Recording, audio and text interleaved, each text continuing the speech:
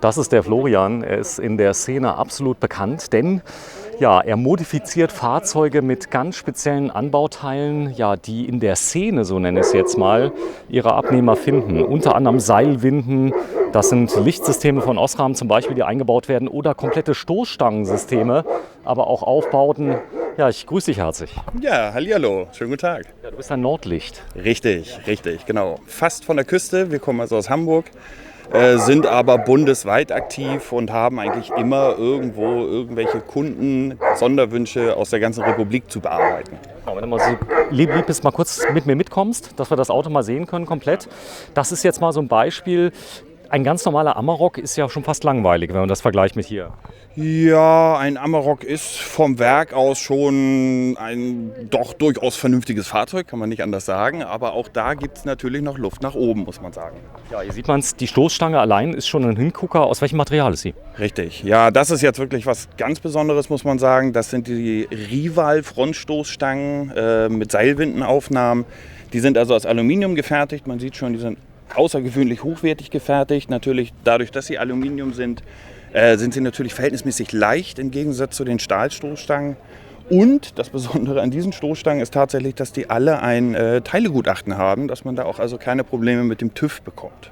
Dadurch, dass sie eine Seilwinde haben. Das heißt, die haben eine Funktion. Sie sind auch nicht so martialisch, aber sie sehen ganz anders aus wie andere. Eine Seilwinde macht schon Sinn. Das heißt, wenn ich Offroad unterwegs bin, kann ich anderen helfen?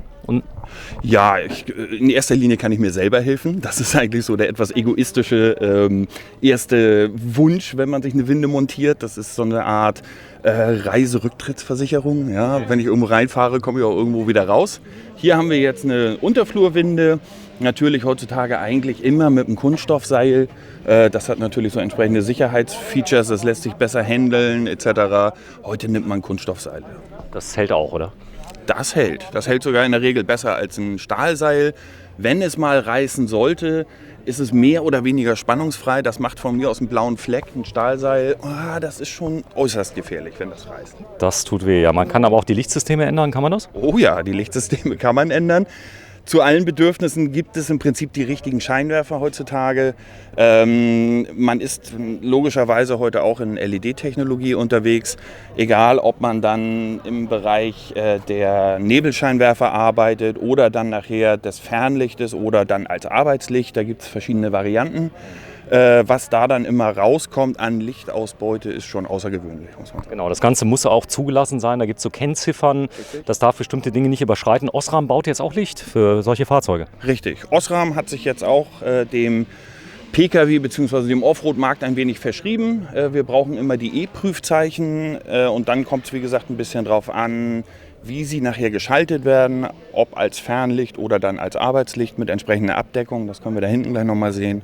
Da gibt es natürlich verschiedene Versionen. Und Osram ist natürlich ein renommierter, bekannter Hersteller. Es gibt aber auch andere fantastische Hersteller, muss man sagen, von LED-Beleuchtung.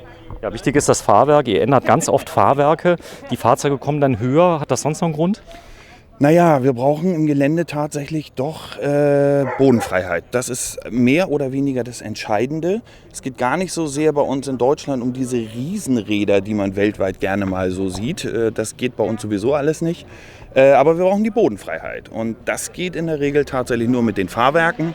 Heißt also längere Federn, stärkere Federn und demzufolge auch immer irgendwo längere Stoßdämpfer und das zusammen in Kombination, da spricht man dann von dem Fahrwerk.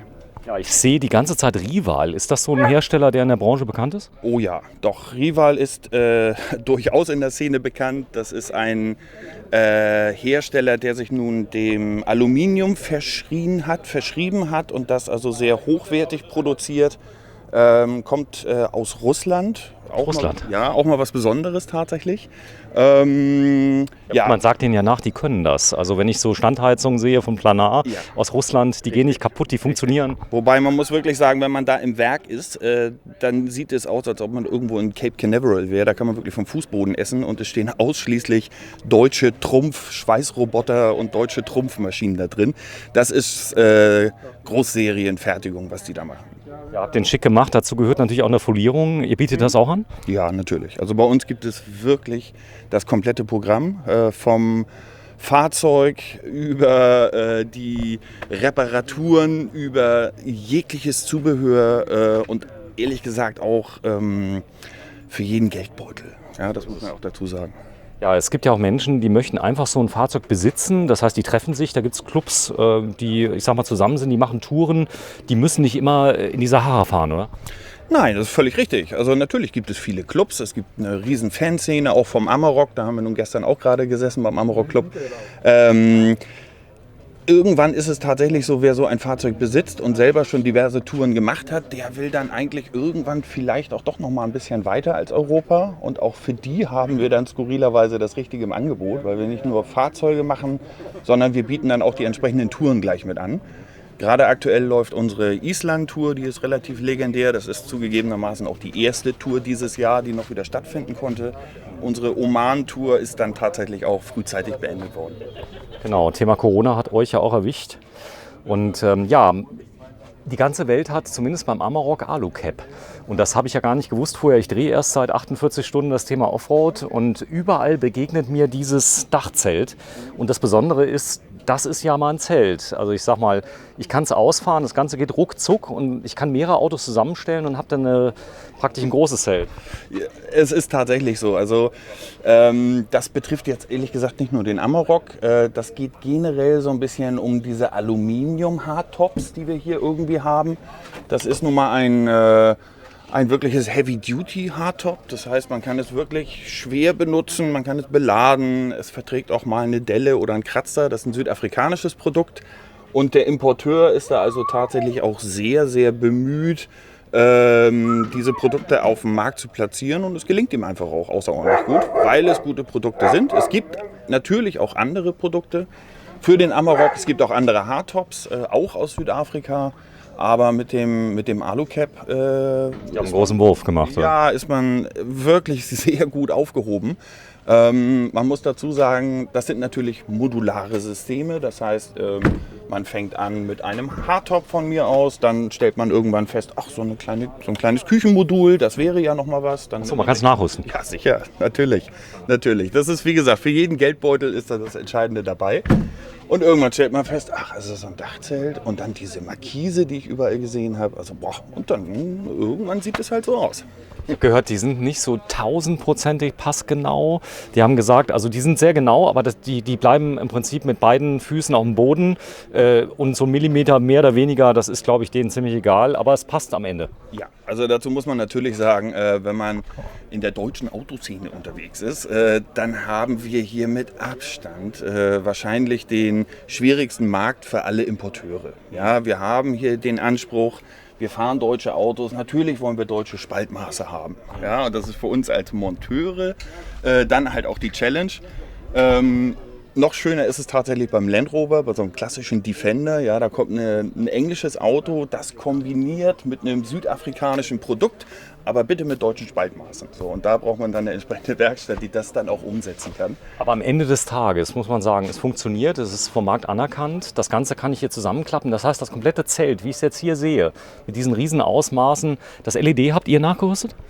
Das ist eine kleine Interpretation von uns. Genau, heute ist mal rosa dran. Mal gucken, was morgen kommt. Ja, das ist von uns. Habt ihr nachgerüstet. Das heißt, es kann ich einklappen und das landet dann hier links, oder wie?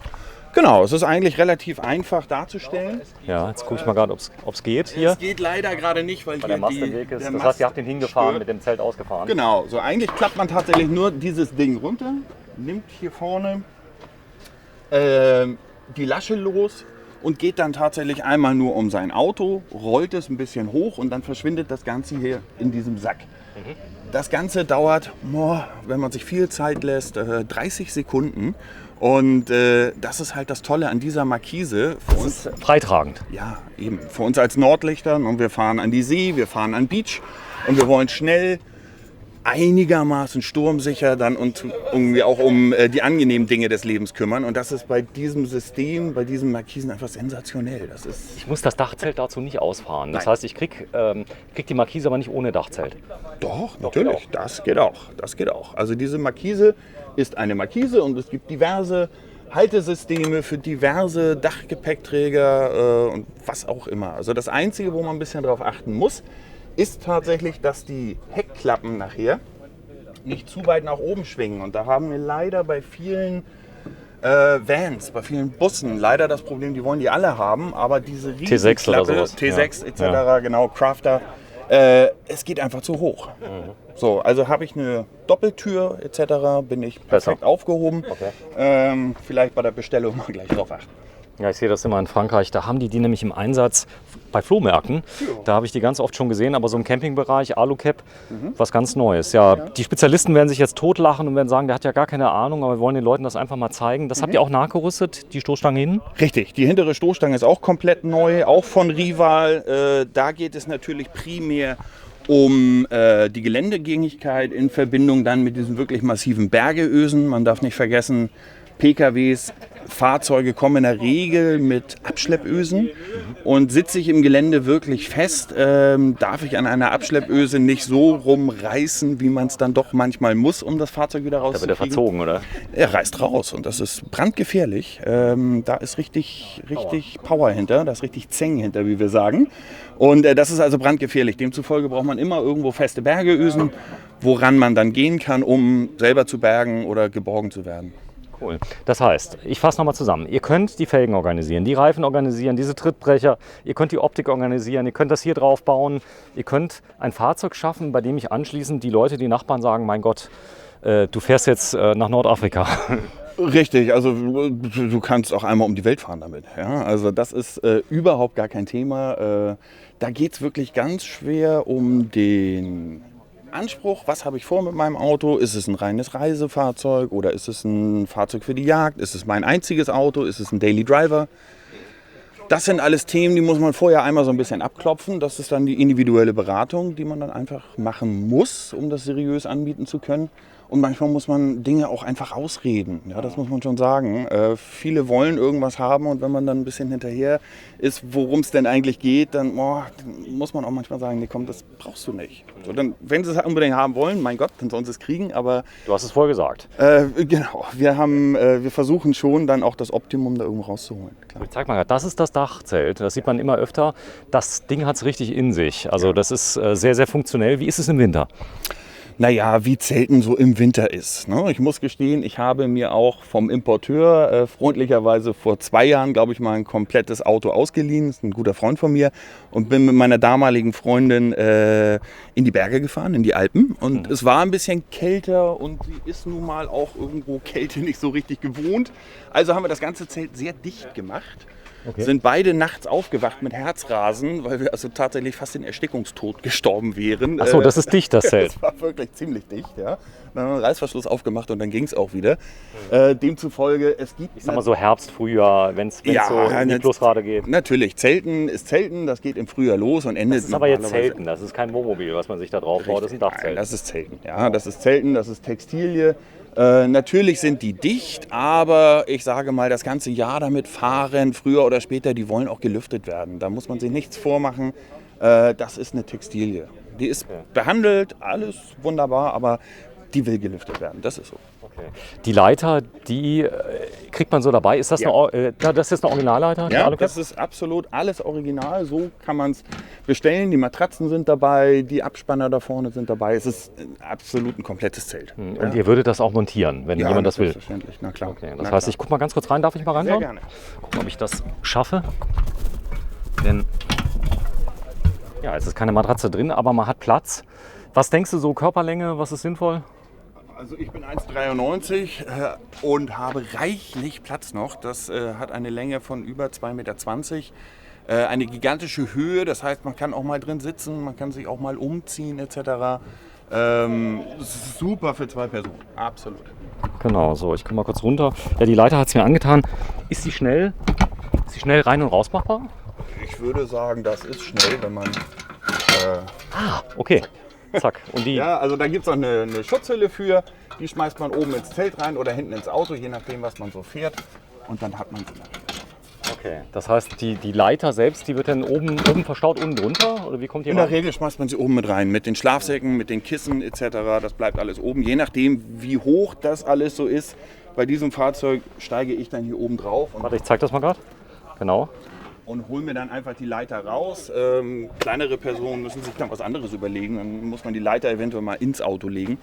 Aber am besten aufgehoben ist sie schon da oben. So, du darfst noch ein, zwei Informationen geben. Und zwar das Basisfahrzeug. Was ist das jetzt für ein Fahrzeug, was hier drunter ist?